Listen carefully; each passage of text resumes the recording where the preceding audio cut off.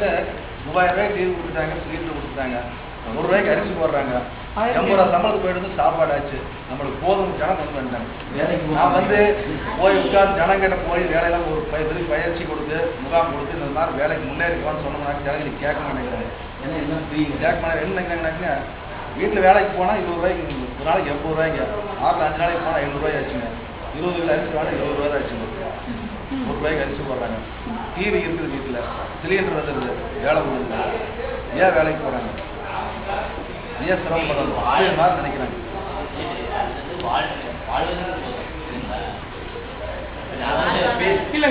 தற்போது பேசிக் நீட்ஸுக்கு போதும். படிப்பு இப்போ அவங்க குழந்தை படிப்பு வைக்கணும். அடிபட்டவங்களுக்கு வந்து அந்த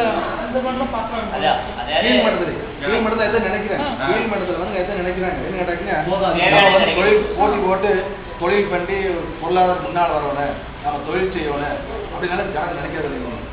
தொழில் நினைக்கிறது அப்படி நினைக்கிறது இல்லைங்க. ஜனங்க நல்லா நினைக்கிறாங்க. நாங்கள் வந்து இந்த மாதிரி இருந்தால் போகுது நினைக்கிறேன். அது வந்துங்க நான் இது வந்து ரகசியமாக பேசுறது.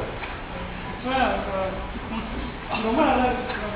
இது வந்து ரகசியமாக பேசுறது ஒரு ஆழமாக போனால் அப்படித்தான் இருக்குதுங்க. இது வந்து என்னங்க வந்து பகிரமாக சொல்ல முடியாது. யாருங்க கவர்மெண்ட் இந்த மாதிரி கொடுத்து கெடுக்குது அப்படின்னு சொல்லணும்னு வச்சுக்க தப்பாக போயிடும். அந்த மாதிரி சொல்கிறது இல்லை.